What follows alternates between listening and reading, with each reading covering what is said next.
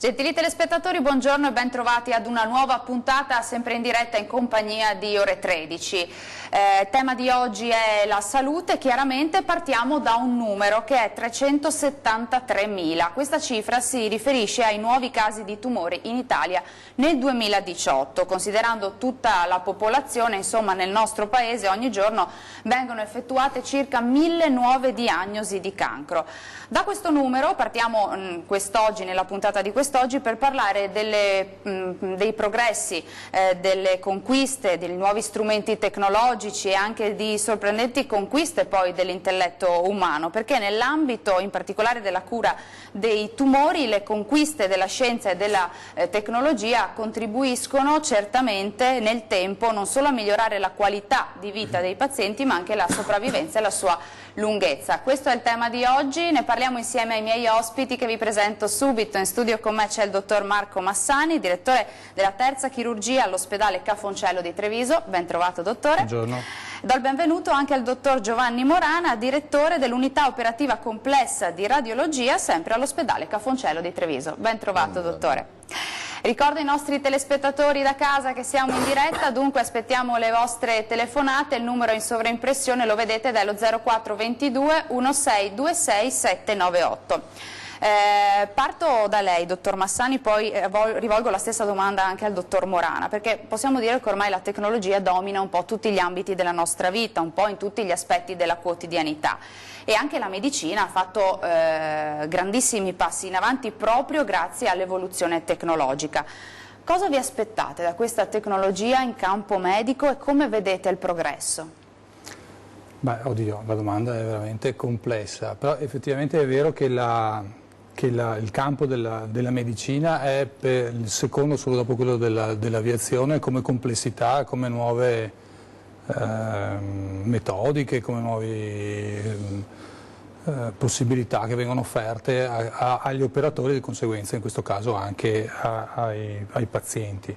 Quindi è sicuramente un mondo estremamente affascinante che si è evoluto e che continua ad evolversi in maniera incredibile, perché noi stessi tante volte, se ripensiamo a quello che era anche solo poco tempo fa, magari qualche anno fa, 10-15 anni fa, ci sembra anche strano qualche volta di vedere, no, di non approcciare più certe patologie in un determinato modo, di aver cambiato. Questo è frutto sicuramente non solo del miglioramento delle conoscenze, ma anche del fatto che la tecnologia ci ha consentito di migliorare tantissimo l'approccio alla maggior parte delle malattie, e questo si riflette poi anche in un miglioramento della qualità della vita dei pazienti, perché come lei ha detto giustamente è vero che il numero dei nuovi casi al giorno è altissimo, se uno pensa a un numero così incredibile. Se poi però, magari ne avremo occasione di parlare, andiamo a vedere divisi per patologie, vediamo che tutto sommato le cose sono molto migliorate nel corso del tempo, e credo che la tecnologia ci abbia aiutato tantissimo, soprattutto l'aspetto della diagnostica, che è fondamentale. Dottor Morana, stessa domanda per lei. Beh, radiologia e tecnologia sono un binomio indissolubile, perché naturalmente la radiologia è nata grazie allo sviluppo tecnologico. Nel 1895 la scoperta di un fascio invisibile che andava a impressionare una pellicola mascherata dentro un ambiente chiuso fece capire che c'era qualcosa che viaggiava nell'aria e poteva andare oltre le barriere, e da lì nacque la radiologia. Da allora è stato tutto un susseguirsi, e nonostante l'impressionante parco tecnologico che oggi dispone una moderna radiologia, che infatti ormai in una dizione più corretta non viene chiamata radiologia ma diagnostica mediante immagini, questo quantomeno per la parte appunto di diagnostica, perché non solo i raggi X sono fonte di energia per creare immagini, ma penso agli ultrasuoni con l'ecografia, penso alle onde di radiofrequenza con la risonanza magnetica, e penso a un'applicazione molto avanzata di raggi X con la TAC, grazie all'elaborazione del computer. Quello che ha fatto fare il salto alla radiologia è stato il computer. Dagli anni 70 in poi la possibilità di elaborare il segnale che ricevavamo con i computer ha permesso lo sviluppo dell'ecografia, della TAC e della risonanza magnetica, che ci sta consentendo di andare nel sempre più piccolo ma non solo in termini dimensionali, cioè non è che prima era 1 centimetro il limite, quello che riusciamo a vedere, adesso siamo a 1/3 di millimetro, ma anche in termini di informazioni, ne parleremo più avanti, per quello che sarà il futuro della radiologia sarà un'integrazione tra radiologia e anatomia patologica, e probabilmente ci fonderemo, saremo un unico tipo di classe medica, perché questo ci sta permettendo di fare la radiologia, ma già adesso, diciamo, rispetto a 20 anni fa è un altro mondo. Insomma, una medicina che evolve rapidamente, mi sembra di capire, giorno dopo giorno, e la tecnologia è sicuramente un qualcosa di cardine, no, per l'evoluzione della medicina. Sì, se c'è qualcosa di affascinante, diciamo, nel mio lavoro è che oggi non è uguale a ieri e non è uguale a domani, perché ogni giorno esce fuori qualcosa per cui ci costringe ad essere sempre, come in inglese si dice, cutting edge, cioè sul filo del rasoio, di poter sempre andare quel pezzettino oltre ogni giorno, perché so che domani la tecnologia me lo permetterà e dopodomani mi permetterà di andare ancora più avanti, quindi sicuramente non possiamo mai fermarci, questo sì. Questo in campo radiologico, in campo chirurgico?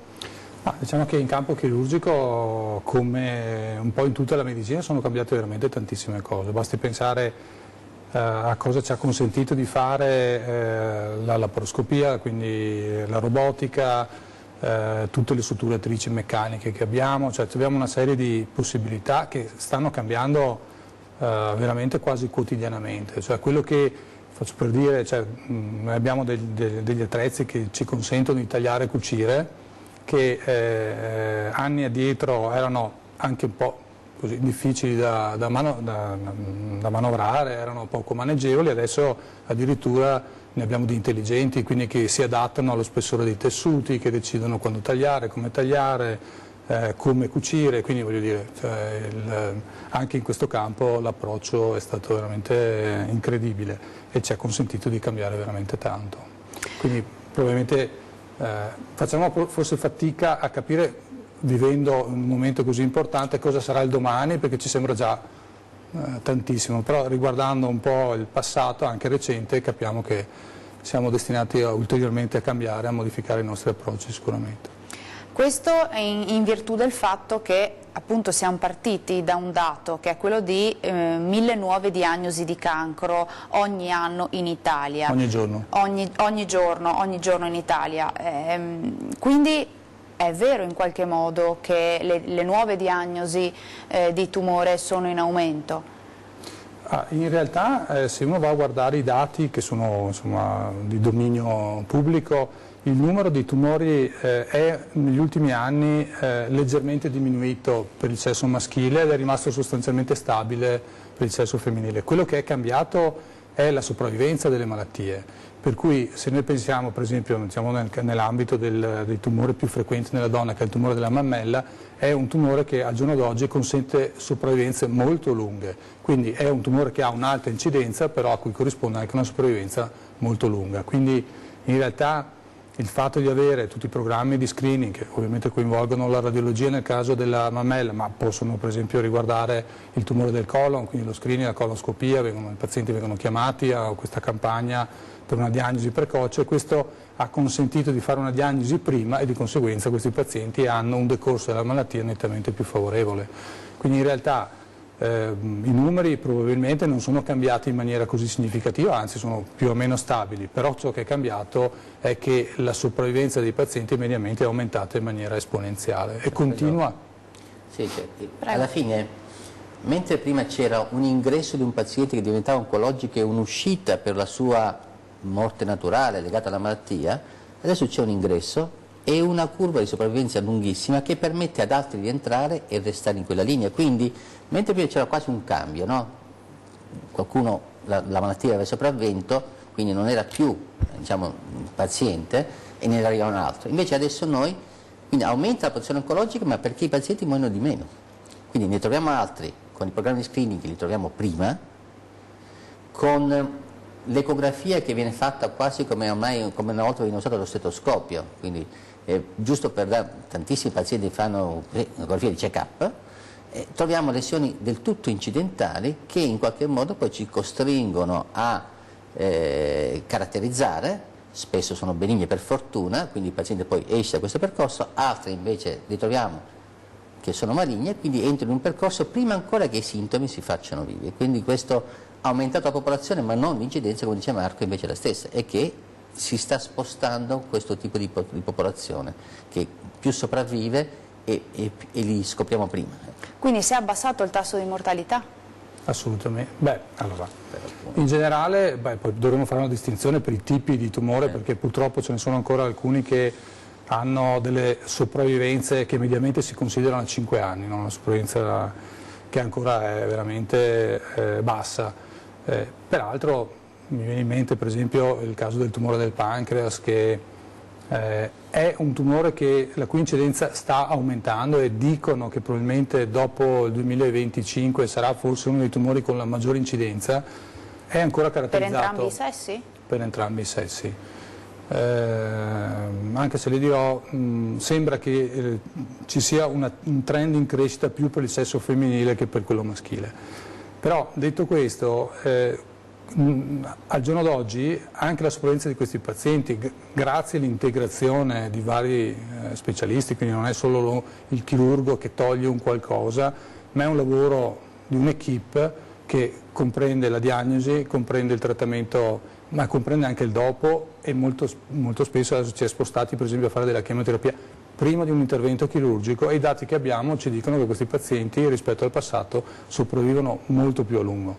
È chiaro che sono ancora malattie aggressive, però per tornare a quello che dicevamo, il tumore più frequente nel maschio è il tumore della prostata, praticamente quasi tutti ce l'hanno dopo una certa età, però la mortalità per il tumore della prostata è bassa. Quindi non è solo legato alla reale incidenza, ma è proprio al tipo di patologia. Insomma. Voleva aggiungere qualcosa, dottore? No, diciamo che quello che Marco ha detto riveste perfettamente, sto pensando, ecco, l'altro tumore del fegato che era legato alle infezioni da epatite C, B, adesso si è notato come il picco di infezione sia stato raggiunto, adesso c'è una discesa anche perché per le campagne di screening, per la sensibilizzazione delle persone, così via. E quindi noi in genere dall'infezione al tumore passano 10 anni, adesso noi ci aspettiamo l'ultimo picco e poi ci aspettiamo che calerà, per esempio l'epatocarcinoma sarà una di quelle patologie che sono destinate a calare, per fortuna, perché naturalmente è una patologia estremamente aggressiva. Certo. Allora, noi ci fermiamo per una prima breve pausa di pubblicità, rimanete con noi, torniamo tra pochissimo.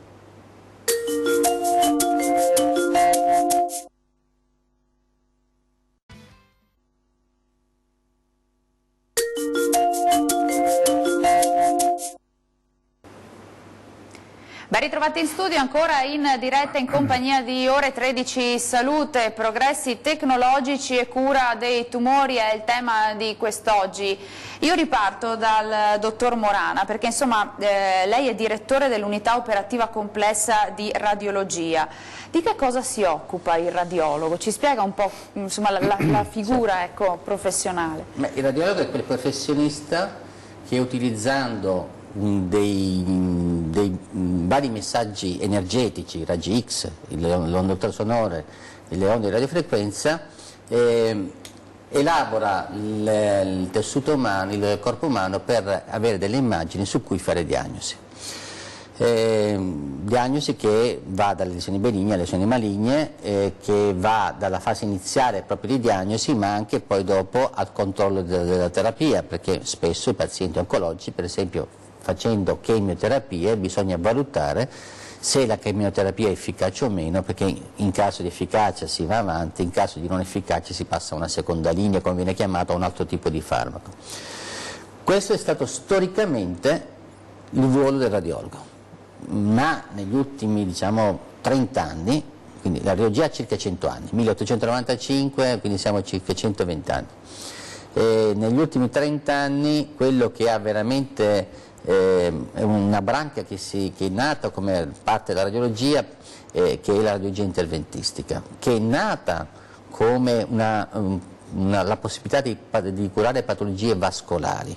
Ci si è accorti che all'inizio, quando si faceva per fare un'angiografia, si andava dentro il catetere, con dei cateteri dentro l'arteria. I cateteri erano molto grossi all'epoca, quindi che succedeva? Che passando dentro le arterie, dove erano un po' stenotiche per l'aterosclerosi, inevitabilmente allargavano. I pazienti dicevano: io dopo che ho fatto l'angiografia cammino meglio. Quindi si pensò di utilizzare la possibilità di andare dentro le arterie con dei palloncini e iniziare a dilatare, la famosa angioplastica a livello femorale. I cardiologi fanno quella coronarica, noi ci occupiamo di tutto il resto, dal cerebrale fino ai piedi, piede diabetico, le insufficienze cerebrovascolari e così via. Da lì poi si è pensato, perché se navighiamo dentro i vasi, per esempio, non andiamo invece a chiudere quelli che stanno sanguinando. Quindi, per esempio, un'attività che viene fatta H24 dal mio gruppo è quella di andare a chiudere dei vasi che stanno sanguinando, quando è possibile naturalmente trovare il sanguinamento, perché se non si vede non si tratta. Sempre navigando dentro i vasi si è pensato: perché non andiamo a iniettare dei farmaci dove c'è un tumore? Quindi, per esempio, è stata sviluppata la chemioterapia arteriosa, transarteriosa. Si arriva con un catetere all'interno dell'arteria epatica e si vanno a iniettare dei farmaci, dei chemioterapici su dei tumori, principalmente l'epatocarcinoma, che è una terapia collaterale. Il trattamento dell'epatocarcinoma è molto complesso, si basa da tipo di lesione, quante grandi, quante ce ne sono, e una delle possibili terapie, in genere in quelli non operabili, è la chemioembolizzazione. Poi l'avvento dell'imaging 3D, perché questo prima era trattamento solamente su un diafonoscopio, si vedeva, ci ha permesso di dire: adesso io posso andare a beccare quel tumore dentro il polmone di 2 centimetri grazie alla guida dell'imaging. Quindi è nato l'approccio percutaneo ai tumori. Prima per fare delle biopsie, vedevamo una massa, sotto guida TAC si fa una biopsia e poi si prelevava del tessuto e l'anatopatologo ci diceva cos'era. Se era benigno si lasciava, se era maligno, se era possibile, si operava. Dopo, visto che arriviamo lì, cosa possiamo fare? Usiamo degli aghi per riscaldarli, e quindi è nata la termoablazione, quindi andiamo a bruciare i tumori. Si è visto che non solo il caldo può uccidere i tumori, ma per esempio anche il freddo, per cui c'è la crioablazione.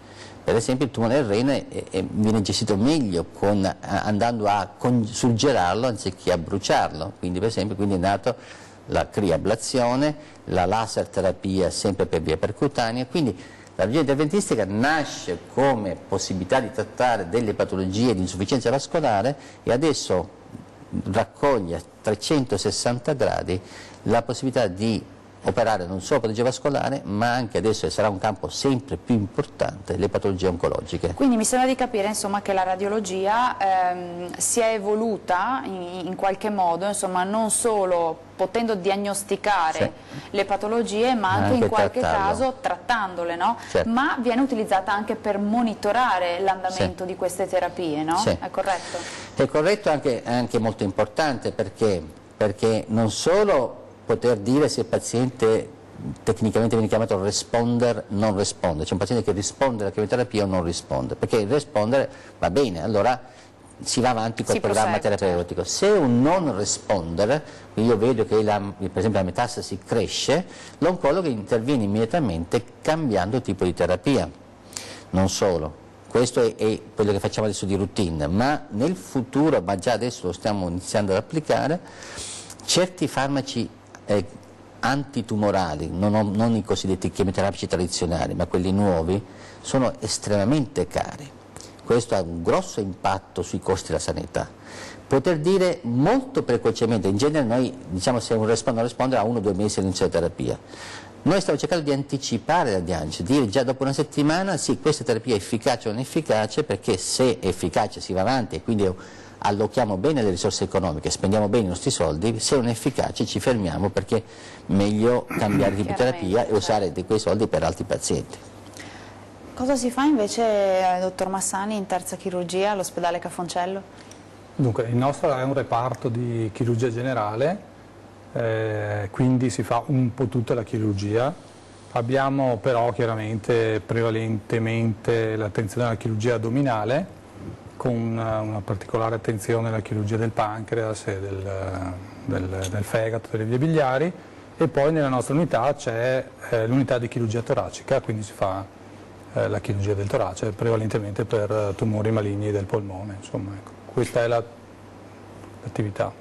Com'è cambiato nel corso degli anni? Un po' ce l'ha detto, no? Però abbiamo sentito, no, un evolversi della radiologia, dapprima solamente per diagnosticare, poi anche per trattare, per monitorare, e da questo punto di vista invece nel tempo ci sono stati notevoli cambiamenti.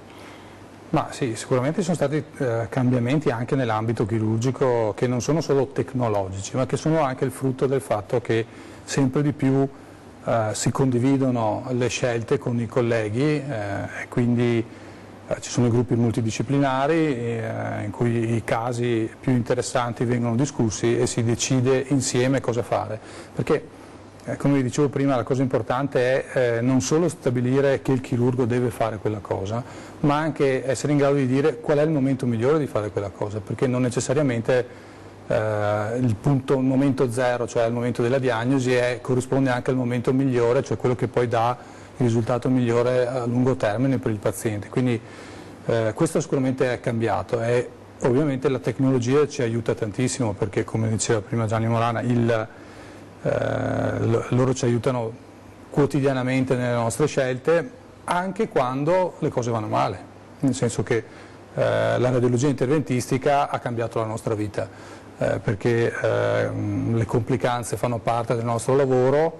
Una volta era molto frequente dover rioperare dei pazienti perché avevano delle complicanze, per fortuna al giorno d'oggi questo è molto meno vero, proprio perché la radiologia interventistica, per esempio lui diceva prima, si vede il vaso che sanguina, questo può capitare dopo un intervento chirurgico, il radiologo spesso è in grado di arrivare e chiudere esattamente quel vaso, quindi bloccando l'evento emorragico senza causare altri problemi, quindi questo è di grandissimo aiuto. Quindi la tecnologia ci aiuta quotidianamente. Poi è chiaro che in sala operatoria sono cambiate veramente tante cose, perché vi dicevo prima c'era da molti anni ormai l'approccio laparoscopico, quindi che non è solo il taglio più grande, il taglio più piccolo, ma questo ti consente di recuperare in genere in tempi più veloci, fermo restando che l'indicazione deve essere la stessa, che il tipo di intervento è lo stesso, ma il recupero per il paziente è sicuramente molto più veloce ed è migliorato. Poi del tutto più recentemente è stata introdotta la robotica, che ha ancora purtroppo un limite che ce la fa usare con le pinze, perché sono i costi. Il robot non solo costa l'investimento che l'azienda ha dovuto fare per acquisirlo qualche anno fa, ma costa tanto la quotidiana gestione, per cui ogni volta che lo si accende sappiamo già che nel budget se ne va una grossa quota delle nostre, e quindi ancora ha questo limite. Probabilmente il futuro cambierà, perché allo stato attuale ce n'è uno solo in commercio, quindi praticamente è un dominio, un monopolio. Ci sono invece grosse aziende che da molti anni stanno lavorando allo sviluppo di nuovi robot e dovrebbero tra l'altro uscire anche a breve con l'interessamento di compagnie enormi, tipo Google per intenderci, quindi l'evoluzione è sicuramente molto positiva e speriamo anche di conseguenza che questo serve anche un po' per calmierare i prezzi. Certo. Torno su un tema che ha accennato poco fa lei, il tema della multidisciplinarietà, quindi sempre più si lavora in equipe. Una medicina moderna, al di là dei progressi tecnologici, dei macchinari all'avanguardia, non può prescindere dall'interazione tra i diversi professionisti. Assolutamente, credo che volendo per un attimo tralasciare l'aspetto squisitamente legato al progresso tecnologico, ciò che caratterizza un ospedale di qualità è sicuramente avere dei gruppi che si occupano in maniera multidisciplinare delle varie patologie. Ora, a me non compete parlare bene dell'ospedale di Treviso, ovviamente, perché mi pare abbastanza evidente che gioco in casa, per cui è così, però non solo per quanto riguarda le patologie che più frequentemente trattiamo noi, ma esistono dei gruppi multidisciplinari che si occupano dei problemi del sistema nervoso, del capocollo, quindi del materno infantile, cioè, quindi non è più solo il singolo professionista, ma è un insieme di professionisti che si confronta e decide qual è, essendo sempre peraltro, come diceva prima il dottor Morana, aggiornati, qual è il trattamento migliore da proporre per quel paziente. Si fa un gran parlare di medicina personalizzata, no? Che in realtà è difficile parlare veramente di medicina personalizzata. Diciamo che quello che il concetto è però è che è una medicina di precisione. Lui prima ci raccontava che adesso abbiamo delle diagnostiche che coinvolgono per esempio l'anatomia patologica, tutta la genomica, il DNA, tutti questi studi che vengono fatti, che ci consentono di stabilire anche che tipo di farmaco possiamo usare. Questo non è ancora vero per tutto, ci sono studi preliminari, ma ci sono alcuni dati che sono estremamente confortanti, e quindi già sapere che abbiamo quel tipo di problema, possiamo fare il prelievo, come diceva lui prima, avere una diagnosi precoce e dire beh, adesso questo è il momento di usare questo farmaco, dopodiché arriverà il chirurgo quando sarà il suo momento. Per esempio, è chiaro che tutto questo può avvenire solo in un contesto di multidisciplinarità. Certo. E, dottor Morana, invece le due discipline, radiologia e chirurgia, proprio nel segno della multidisciplinarietà, come si intersecano, come si integrano l'una con l'altra? Beh, sì. Faccio un esempio, oggi tra mezz'ora per esempio inizia la riunione settimanale del meeting multidisciplinare di chirurgia epatobilio-pancreatica. Sono tantissimi anni, io sono arrivato qua nel 2004 e l'ho trovato perché era già stato, diciamo, organizzato dal professor Bassi, che allora era il direttore della quarta chirurgia, ed è un evento entusiasmante. Sì, ci troviamo 20-25 professionisti a discutere di 10-15 casi e lì si decide come integrare l'imaging, anche spesso interventistico, con la chirurgia. Per esempio, non so, un paziente ha delle grosse metastasi epatiche che prevedono una importante demolizione del fegato, ma il fegato residuo deve avere un volume minimo per garantire la sopravvivenza del paziente, altrimenti morirebbe da insufficienza epatica. Allora cosa possiamo fare noi? Per esempio ci mettiamo d'accordo, prima che il chirurgo intervenga a togliere tutto il lobo del fegato, noi pungiamo il fegato prima, andiamo a chiudere la vena porta, che è la vena principale che irroga il fegato, e la andiamo a chiudere proprio di quel lobo che verrà sacrificato, lasciando libera la vena porta per l'altro lobo. Il fegato è un organo di una capacità proliferativa incredibile. Nel giro di 15-20 giorni, un mese, il lobo residuo si ipertrofizza per compensare l'altro che va in atrofia. Il volume tale permette ai pazienti di sopravvivere dopo che viene tolto l'altro lobo. Questo per esempio è un tipo di trattamento. Oppure il paziente che ha un epatocarcinoma multifocale, il chirurgo dice non lo posso operare perché non ci sono i margini per operarlo, lo passa a noi e andiamo a fare un trattamento endovascolare dell'epatocarcinoma. Certo. Abbiamo una telefonata in studio. Pronto? Buongiorno, chi c'è in linea? Pronto? Con chi parliamo? Buongiorno. Sì, sono Tranchina, buongiorno. Buongiorno, prego. Volevo parlare con il dottor Massari io. Prego, vuole fare una domanda? Sì. Prego. Volevo chiedere, io ho avuto un intervento all'intestino a causa di perché mi hanno bucato l'intestino facendo una coloscopia, no? E nel 2017 ho avuto un intervento con delle complicanze. Adesso sono in lista d'attesa per una sopravvenuta, diciamo, un'ernia addominale, e sono in attesa di circa 6 mesi. Volevo sapere quando la chiamiamo, se mi possono, quando mi chiameranno, cosa posso fare. Grazie per la sua telefonata. Chiaramente non siamo un centro di prenotazione, ma cosa possiamo rispondere, insomma? Dunque, allora, è veramente complessa questa situazione, perché credeteci, la mole di lavoro che abbiamo è importante e ovviamente diamo la priorità a pazienti che hanno prevalentemente patologie tumorali, insomma, chiaramente, perché anche lì siamo costretti qualche volta a farli attendere, questo chiaramente non va bene, però oggettivamente non abbiamo alternative. E quindi è chiaro che dovendo fare delle scelte, le scelte inevitabilmente finiscono con dare priorità a chi ha oggettivo bisogno di un intervento in tempi più brevi. Ciò non vuol dire che questa cosa non sia importante, certo, assolutamente, perché ciascuno di noi quando ha un problema ritiene che sia certo, l'unica cosa al mondo che deve essere risolta, e questo è normale, capita a tutti. Però è chiaro che ci dobbiamo poi mettere sul piatto da bilancia queste considerazioni.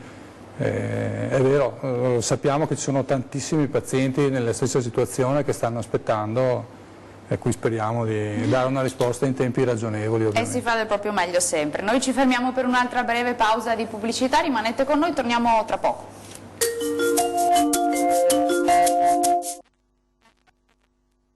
.org.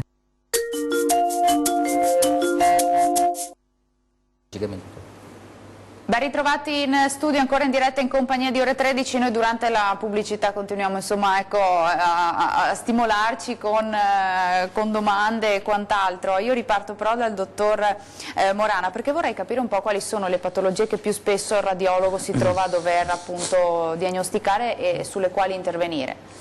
Beh, sicuramente in un ospedale come il nostro la patologia principale, nonostante il nostro sia un ospedale cosiddetto generalista, perché noi affrontiamo dal politrauma all'oncologia più avanzata, quello che ci impegna molto è l'oncologico, quindi sia in termini di diagnosi precoce, per esempio il nostro screening mammografico provinciale, che ha sede centrale all'ospedale Ca' Froncello di Treviso, con 6 dottoresse che fanno solo imaging senologico, è il più grande di tutta la regione Veneto. Noi gestiamo 50.000 pazienti l'anno.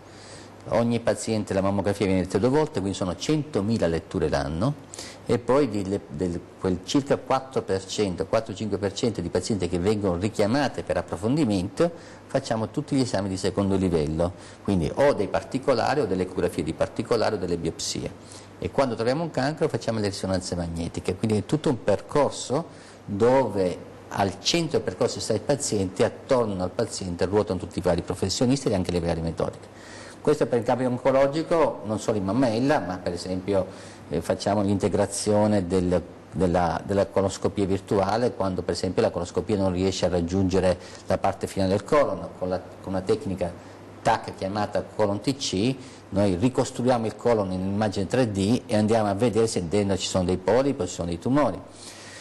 E poi l'imaging addominale, toracico, quindi adesso ci sono delle nuove evidenze che molto probabilmente lo screening del polmone con l'attacco a basse dosi sia veramente efficace nel garantire una maggiore sopravvivenza, quindi diagnosi precoce dal polmone alla mammella al colon, diciamo, poi una volta stata la diagnosi, i controlli, e ripeto sono tutti oncologico, e in campo naturalmente oncologico noi abbiamo tantissimo anche dal punto di vista interventistico, perché ripeto li possiamo bruciare, li possiamo alcolizzare, li possiamo congelare, ma anche nel campo vascolare, un altro settore che per esempio noi siamo molto avanti, la radiologia interventistica di Treviso è una delle più grandi che c'è in Italia in questo momento, il trattamento degli aneurismi dell'aorta addominale.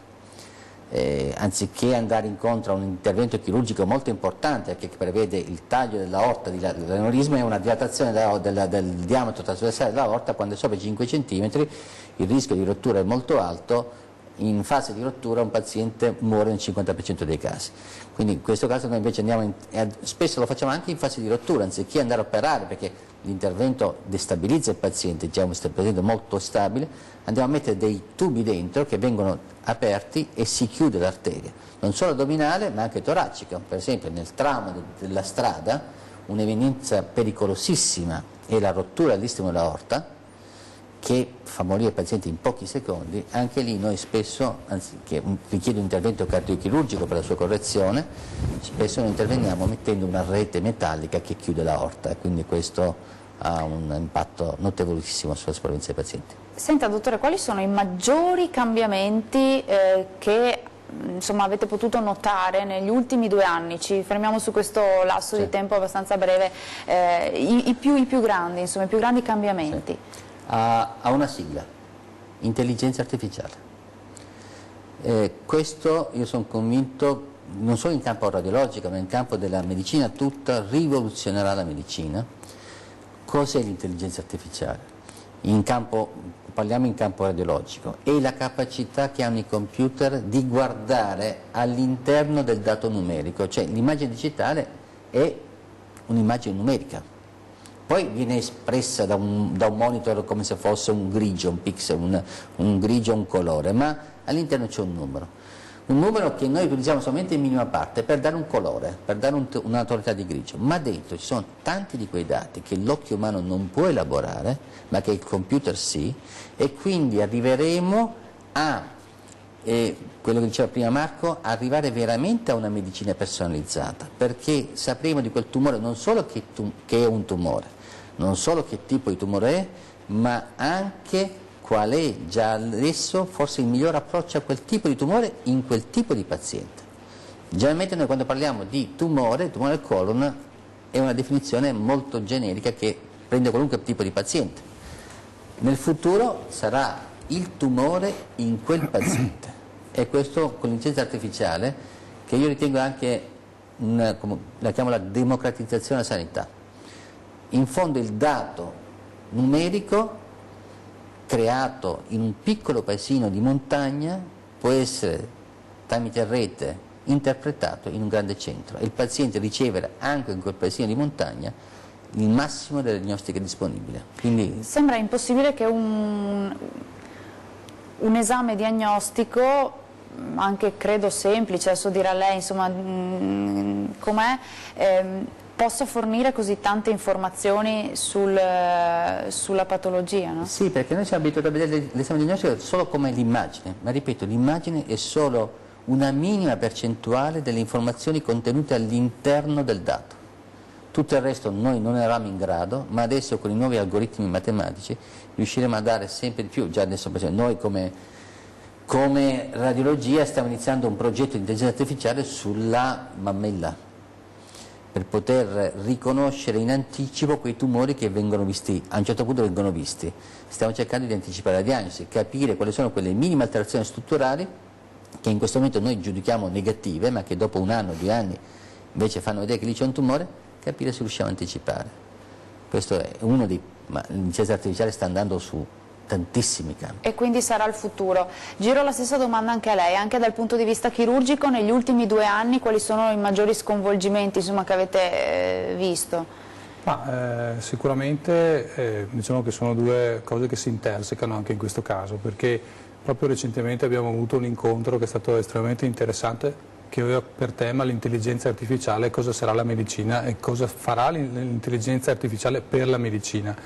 Intanto ho scoperto una cosa che non sapevo e che effettivamente ci fa capire quanto sia importante questo tipo di sviluppo, che veramente aziende che sono apparentemente concorrenti invece tra di loro stanno mettendo in piedi progetti proprio per lo sviluppo dell'intelligenza artificiale, per cui ci siamo trovati, organizzata da Gianni Morana, una mattinata e abbiamo scoperto che c'era chi si occupa di Google, chi di Windows, che si sono messi insieme per migliorare la qualità poi del lavoro che noi facciamo. Quindi sicuramente l'intelligenza artificiale, io non so esattamente dire cosa ci consentirà di fare, ma sicuramente aprirà ci aspettiamo assolutamente. Prima di proseguire la interrompo, mi scusi solo un attimo perché abbiamo una telefonata in attesa. Pronto, buongiorno, chi c'è in linea? Buongiorno, io volevo chiedere al dottore Zera se io devo fare un PFO, un intervento al cuore, sarebbe quel buchetto che bisogna chiudere, è pericoloso? Com'è che mi devo comportare? Grazie, chiaramente non possiamo conoscere tutta la storia clinica della signora, prego. Grazie. Grazie signora. Fermo restando che ovviamente non è quello di cui io mi occupo, probabilmente il dottor Morana è più... Però adesso non so esattamente di cosa si tratti. Al giorno d'oggi però anche la cardiologia ha fatto dei passi incredibili e proprio ne accennava prima, per esempio ci sono dei pazienti che non sono candidabili all'intervento cardiochirurgico tradizionale, ai quali viene messa una valvola con un approccio... Probabilmente parlava del volto giovane, probabilmente ha un difetto interatriale. Una volta veniva chiuso chirurgicamente, invece adesso mette una specie di ombrellino che si apre ai 2 lati, una pratica che ormai i nostri cardiologi fanno tranquillamente, quindi io penso che la signora può stare anche abbastanza molto tranquilla, no? Abbastanza, molto tranquilla. Sì, comunque, insomma... Volevo proseguire, insomma, avevamo detto, insomma, con l'intelligenza artificiale si aprirà chiaramente un mondo, insomma, di cui non si riesce nemmeno a fare un'ipotesi, insomma, certa di come quello che stiamo cambiare. vedendo adesso è che la fusione del nostro lavoro e delle immagini ci consente di cambiare approccio ai pazienti, cioè, per dire, ci sono dei sistemi che ormai è qualche anno che stanno cercando di migliorare e adesso probabilmente verranno introdotti quasi rutinariamente, che ci consentono di navigare all'interno di un organo e quindi di sapere esattamente non solo dov'è il target, cioè quello che noi vogliamo trattare, ma anche i rapporti che questo ha con tutto quello che ci sta intorno, e chiaramente questo è estremamente importante quando le strutture che sono a contatto col tumore sono estremamente delicate, ma poi ti consente di fare esattamente quella cosa nel miglior modo possibile. La fusione delle immagini, se ne parlava durante la pausa, è un'altra cosa che è estremamente interessante, cioè adesso a noi capita spessissimo di utilizzare l'ecografia durante un intervento. Abbiamo la possibilità di mettere insieme per esempio una TAC che ci guida al momento dell'ecografia, e sovrapponendo quello che vediamo all'ecografo con quella che era l'immagine preoperatoria sappiamo dove andare. Quindi per esempio sono situazioni che ci consentono di essere estremamente precisi e che stanno cambiando sicuramente. Poi ovviamente l'avanzamento tecnologico di quello che usiamo quotidianamente è incredibile, perché, ma per ritornare a quello che ci diceva il signore prima che stava aspettando da tanto tempo l'intervento chirurgico, oggi, che è una cosa apparentemente banale, anche le reti che noi utilizziamo per chiudere quando uno ha l'ernia, quando uno ha, insomma, sono cambiate in maniera per cui le reazioni al corpo esterno sono molto più rare, ci sono delle reti che addirittura in tempi brevi si riassorbono completamente e vengono totalmente sostituite dal tessuto che cresce lentamente stimolato dalla presenza di queste reti, cioè cosa apparentemente banale, però è cambiata tantissimo. Insomma. Allora noi ci fermiamo per l'ultima breve pausa di pubblicità, rimanete con noi.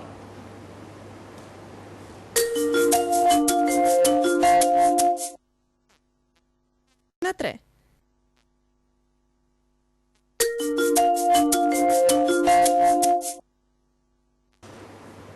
Ben ritrovati in studio, ancora in diretta in compagnia di Ore 13 per l'ultima parte della nostra puntata insieme, in cui abbiamo parlato di progressi tecnologici e cura dei tumori. Tra i progressi, dottor Morana, insomma, abbiamo evidenziato la fusione per immagini, l'intelligenza artificiale, insomma si aprirà un po' un panorama nel prossimo futuro, però c'è già una tecnica di cui parlavamo fuori onda, insomma, che è molto interessante anche da raccontare a chi ci ascolta da casa. Sì, l'hanno presentata in quella giornata che avevamo organizzato in ospedale per capire un po' dove ci porterà la tecnologia appunto sull'intelligenza artificiale. È una lente, un po' già Google aveva portato, diciamo, avanti gli occhiali Google di realtà aumentata, no? In cui uno fissava un oggetto e tramite rete internet gli dava informazioni su quell'oggetto. Uno guardava una cattedrale e sull'occhiale compariva la storia della cattedrale, per esempio.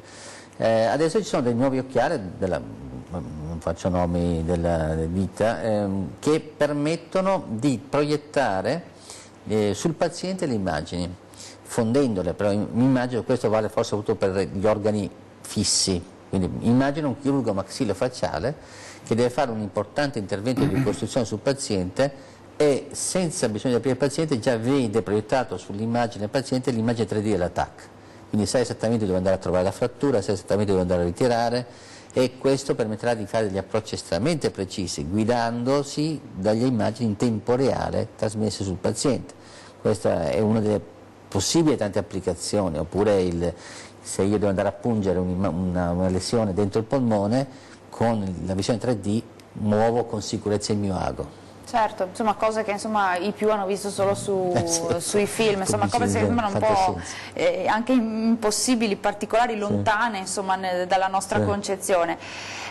Dottor Massani, come la tecnologia però ha cambiato anche il rapporto tra medico e paziente? Sappiamo che l'avvento di internet ha ha un po' reso accessibile un po' a tutti, no? È semplicissimo cercare in internet informazioni, penso che alcune volte il paziente arrivi da voi già con un'idea insomma ben precisa anche di quello che ha. Come ha cambiato tutto questo internet nello specifico? Diciamo che sicuramente è stato un cambiamento estremamente importante. Una volta era raro che un paziente avesse già delle informazioni ed arrivasse già sapendo qualcosa, soprattutto anche di possibili trattamenti, di dove si fanno, perché si fanno e quant'altro. Chiaramente la disponibilità che abbiamo di informazioni che è in tempo reale consente poi a tutti di accedere e di utilizzarle. È chiaro che questo deve essere gestito bene, chiaramente, perché qualche volta rischia di generare dei conflitti, perché le informazioni ovviamente sono messe lì, ma dopo bisogna anche capire se effettivamente è quello di cui io ho bisogno in quel momento, se stanno parlando veramente di quello che ho io in quel momento, oppure se è una cosa così generale. E anche l'attendibilità, no, di quello che si reperisce in internet. L'altro aspetto è proprio questo, che è chiaro che vi sono alcuni siti che sono dedicati alla medicina e che sono sicuramente seri, che riportano delle informazioni che sono poi attinenti alla realtà, ve ne sono delle altre che sono magari frutto di esperienze personali, che non vuol dire che non vadano bene, ma che sono difficilmente poi trasportabili nelle varie realtà che viviamo quotidianamente. Quindi sicuramente è per me un aspetto positivo. Credo che nel complesso. Sì, credo sia importante, perché avere a che fare con persone che sono più consce e che hanno comunque qualche informazione è sicuramente meglio. Poi l'utilizzo spesso è un po' discutibile, ma questo fa parte un po' di tutto, credo. Abbiamo parlato insomma di innumerevoli progressi della tecnologia in campo medico, abbiamo parlato di fusione per immagini, di intelligenza artificiale, un po' insomma di tanti aspetti, però quello che chiedo, un flash a entrambi perché siamo quasi in chiusura: il progresso elimina o sostituisce le capacità individuali di ogni professionista? Beh, no. Sicuramente la figura del professionista o dei team di professionisti sarà fondamentale nella gestione del paziente, perché c'è sempre diciamo che non mi aspetto nei prossimi 20 anni un computer in grado di superare per capacità di connessione, non di calcolo, perché il computer di connessioni la mente umana. Quindi c'è sempre la necessità di un perfezionamento del dato da parte del professionista, dello scambio di informazioni con altri professionisti e poi un rapporto empatico con il paziente. Che il paziente, come diceva il mio maestro, il paziente ti racconta la diagnosi. Cioè bisogna avere la capacità, ecco, forse il lavoro sporco fatto dalle macchine ci permetterà di recuperare un po' di tempo per tornare ad ascoltare i pazienti, che in questo momento facciamo fatica perché siamo oppressi da tutto ciò che dobbiamo fare. Un flash anche da lei su questo? Sì, sono totalmente d'accordo. È chiaro che la tecnologia per certi aspetti è molto utile. Mi viene in mente per esempio il robot toglie completamente il tremorio che ciascuno di noi può avere in determinate situazioni. Ciò non toglie però che se uno non è in grado di farlo bene, anche se non trema, la cosa non va bene comunque. Quindi è chiaro che la tecnologia ci aiuta, però ciò che resta è comunque la capacità individuale, che è fondamentale. Insomma, io mi sono affascinato quando vedo i figli giocare con i giochi di adesso, perché sono già proiettati al futuro. Io non so se il mio più piccolo vorrà farlo, però se lo vedo giocare me lo immagino davanti a un robot e sicuramente sarà molto più bravo di me. Ciò non vuol dire che però questo sia sufficiente, no? Perché hanno già la capacità di usare mani guardando da tutt'altra parte e questo è fantastico, insomma, è sicuramente un aiuto ma non è sufficiente. Certo, e su questo insomma siamo d'accordo. Siamo in chiusura, ringrazio il dottor Marco Massani, direttore della terza chirurgia ospedale Ca' Fonscello di Treviso. Grazie a voi. Grazie anche al dottor Giovanni Morana, direttore dell'unità operativa complessa di radiologia all'ospedale di Treviso. Grazie anche a voi di averci seguito da casa. Io vi do appuntamento alla prossima puntata di Ore 13. Arrivederci a tutti.